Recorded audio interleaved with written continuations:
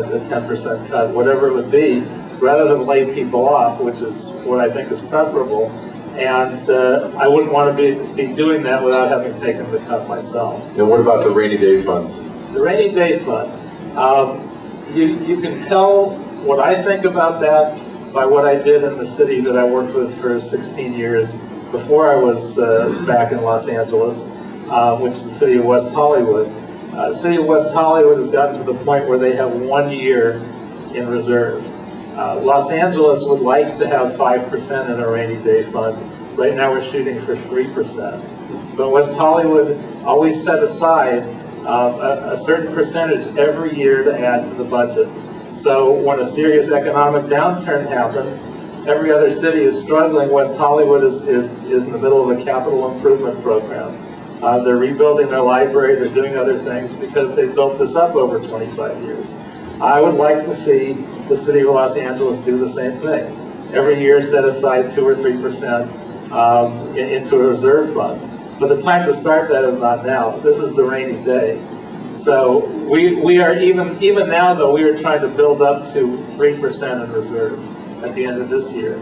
But once we're doing better, we should be putting aside 2, 3, 5% every year. So when this happens again in 10 years or 15 years, we're not breaking a sweat.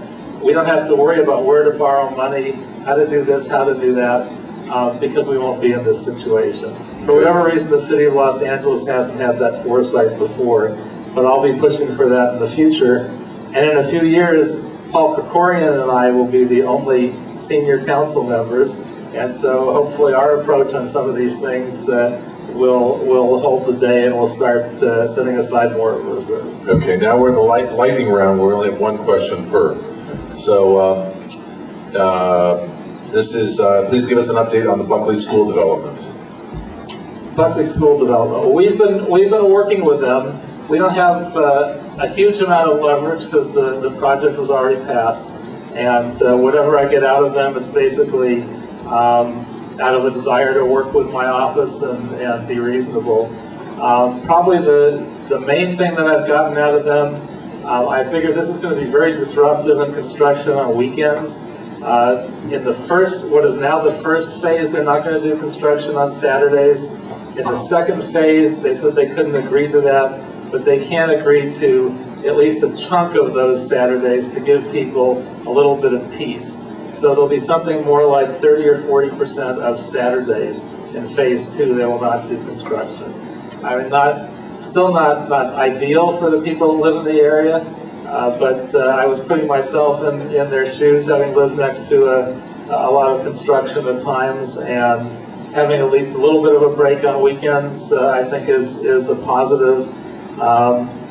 They've agreed to let the concerned neighbors of Buckley know when they're doing traffic studies, I should say, so they can be aware of it. They've agreed to keep us informed and to keep the neighbors informed as they take each step on construction. We're working with them to get as many concessions as we can, and plus they know, and we've told them over and over, we're going to hold their feet to the fire on all the things that they have agreed to, because typically in these situations, folks try to get around it, and we're not going to let them. It's not ideal because this project happened before I got here, but we're trying to get the best we can and to make them as reasonable as they're willing to be. Okay. Please address the need for a stoplight at Ranchito and Riverside, across from the Westfields. It's very dangerous and highly traveled.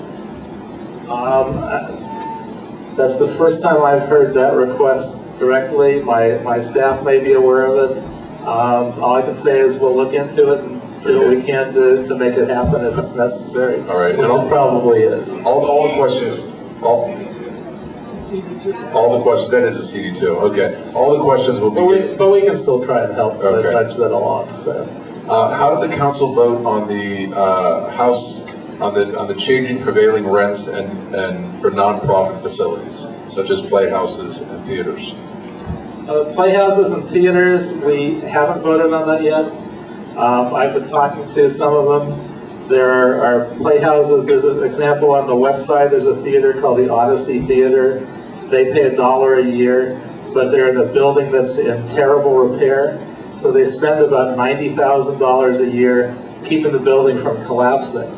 What the city wants them to do is to pay what we think is market rate.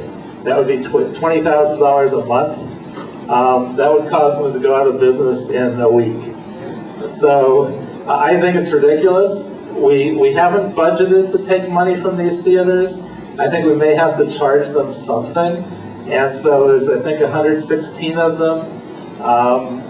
Using the example of the Odyssey Theater, they could probably afford about $500 a month, because they wind up about $5,000 either up or down at the end of each year, and that's about as good as it's going to get. And they do a lot of terrific things. So I will try to have the city take a modest amount of rent from each one. Maybe we bring in $200,000–300,000 from all of them combined, but we don't put any of them out of business. Okay. And what was the question, only on nonprofits? Yep. Okay. This is two questions actually on DWP, kind of. Is there still a water shortage? When will the water restrictions be removed? And then how could the city council allow the DWP to blackmail them for $75 million in order to gain a rate increase? It's disgusting. That's their saying that, not me, but I agree. In the news, the DWP finally came to its senses to change the watering days to alleviate the pressure of these 100-year-old pipes. Hooray, why did it take them so long to get this into effect? Let's see if I remember all these questions. Let me start with the change in watering days. We had experts come to the Energy Environment Committee to talk to us about studies that they were doing to determine why we had some of these spectacular water main breaks. Virtually all in my district, by the way, which was very exciting when I first started, the first couple weeks I was here. We had an expert with a French accent, and instead of saying, "We don't know why," he said, "We don't know why." So it wasn't much of a change. We paid him a lot to tell us that he also didn't really have a clue. They did more studies and more studies, and eventually they came up with what we thought intuitively, which was, like changing the pressure at home. When you fix a pipe at home, suddenly other pipes start bursting because you changed the pressure. Well, intuitively, watering 2 days a week, that would do the same thing to our brittle pipes, and that's what the final study figured out, not shockingly.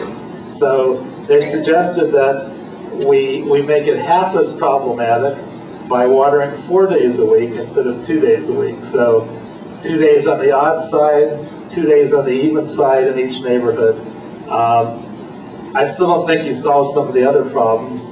One, it's only 4 days out of the 7, so I think you still put a certain amount of pressure on the pipes. And two, I think it's a good idea, particularly in some of the areas that are more fire danger areas and the hillsides, but it probably makes sense everywhere, to water 3 days a week. So I'm going to put in a substitute motion that we water 3 days on the odd sides and 3 days on the even sides, and it's much more evened out. And it also solves, to some degree, the problem of landscaping and brush getting too dry. I mean, even Greg Smith, one of my council colleagues, admitted that he was violating the city's ordinance and that he waters less on each of the days and uses the same amount of water, but he waters 3 days a week at home. And I think that's the solution to that piece of it.